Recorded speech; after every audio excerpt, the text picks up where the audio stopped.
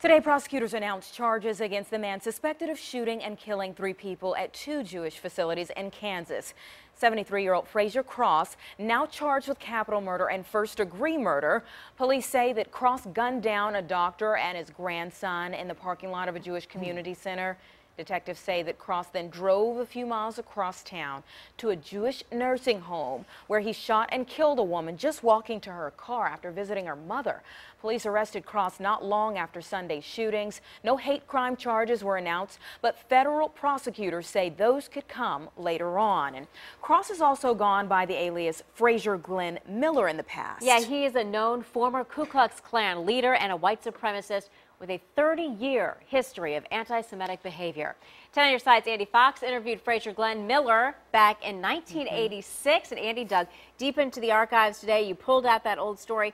So, did you recognize him right away when you heard about this? It was amazing, 28 years ago, and I was sitting on my couch, and when the name of the shooter was mentioned, Frazier Cross, and I saw his mugshot and saw a video of him, well, I did not recognize him. But I now know that I knew Frazier Cross, seen on the right there, when he was Glenn Miller, seen on the left, back in 1986, leader of the now defunct hate group, White Patriot Party. He thought it sounded more acceptable than what it was known as the Carolina Knights of the Ku Klux Klan. I reported on members of his White Patriot Party running for public office, including him. Miller himself ran for governor in 1984 and the U.S. Senate in 1986. I met him at his home in Angier, North Carolina. There we were there. This man of hate then is the same man of hate today.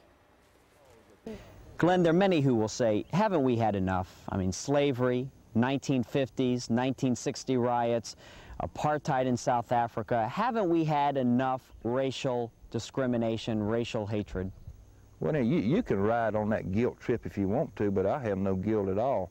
You know, they continually instill the guilt complex upon white people because of what our forefathers may or may not have done hundreds of years ago.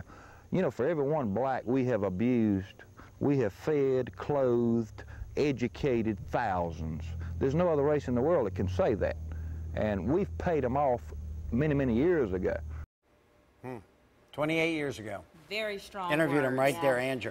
And, you know, I took an African-American photographer with me. Yeah. I guess I did it to see how he would react to it. He said, he stopped us at the door of his house. Where are you going? You know, and then he said something very offensive.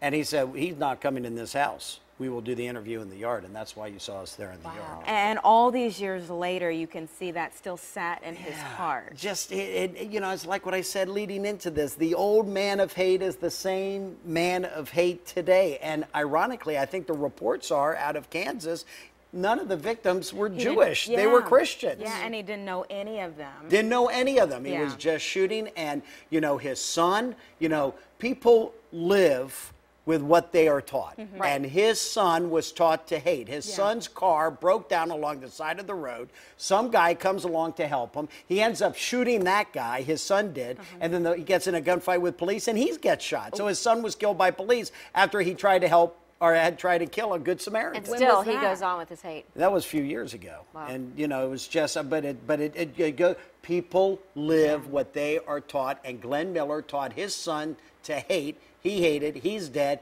and now this is going to be a capital crime. Are we going to hear more of that story?